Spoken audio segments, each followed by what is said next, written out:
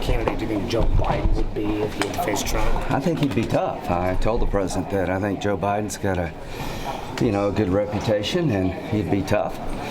He'd be more moderate than Bernie, but still think it's Trump's to lose. Do you think that the Senate Republicans in general, would go after him about Ukraine, about his son, and the ties to Burisma? If you can run for president and you were in charge of the Ukrainian anti-corruption campaign as vice president, and your son's sitting on the most corrupt company in the country while you're trying to clean up the country, yeah, that'd come up. Will you investigate in the Judiciary Committee? No, I think Ron Johnson's doing that. But here's what I hear a lot about from our pundit friends, that the key to the Democratic primary is African American voters. That's probably true.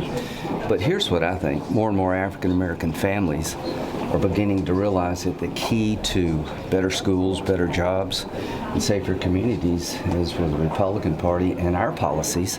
And I really do believe that President Trump's got a chance to break out with African American and Hispanic voters, and I'm sort of excited about that. Joe Biden had a terrific night last night, but more importantly, our party and our country had a great night last night.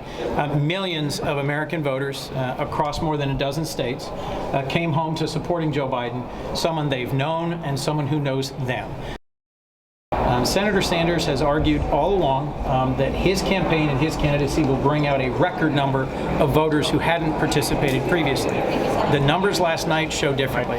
They show that the candidate who turned out record numbers was Joe Biden, and the candidate who didn't meet his numbers from 2016 was Bernie Sanders. At the end of the day, I'll say this as well.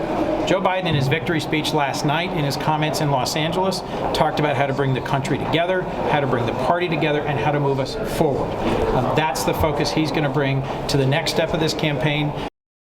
I've gotten to know Senator Sanders. I like Senator Sanders. I respect Senator Sanders.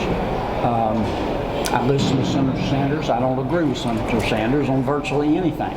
But this much I know. He'll never quit. He will never quit. This is his last shot, and the challenge will be, if he doesn't get the nomination, how to get him and his supporters on the team. That's the way I see it.